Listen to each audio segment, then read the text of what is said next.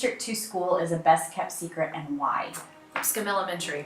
I think they are emerging to be one of the best kept secrets in the area. They've got a great principal, Mrs. Cheek. They've got a very active PTA and site-based decision-making group. And so I just think that they're an organization or a community school that's going to continue to grow. Why is voter turnout so low for DISD elections? I think partly because most people don't know when the elections are. In fact, I had a couple of people said that I voted for you 2 weeks ago, and so they assumed it was the primaries. And so I think part of it is the time of year.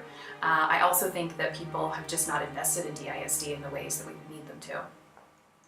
How many school board meetings have you attended, and what have you learned from them about being an effective board member? So I've actually physically attended probably around 5 or 6, and then I've watched another 5 or 6 online.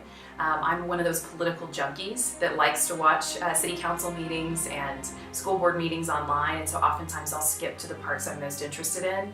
And I think the thing that I'm most excited about with the board meetings is recently we've seen real consensus on the board. We've gotten a number of great things accomplished: pre-K, recess, social and emotional development, and I think the best is yet to come. What has been your greatest contribution to Dallas ISD so far? I think probably the best thing that I have worked on that I'm most proud of is for the last 2 years we've been working on pre-K plans. And as we know, all the research suggests that the development of the brain 0 to 5 is the most crucial period for young people.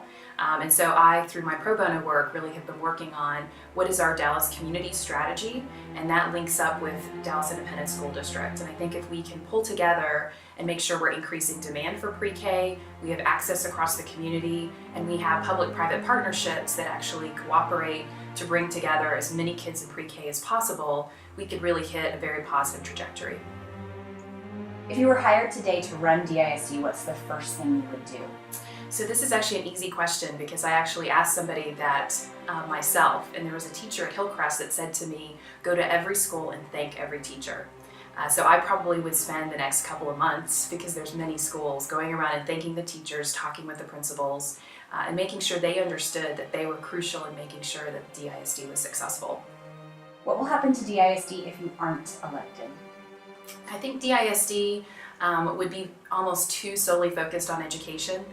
One of the things I think I'm bringing to the conversation within this election is the fact that education alone isn't going to change the trajectory of the students that we're engaged with.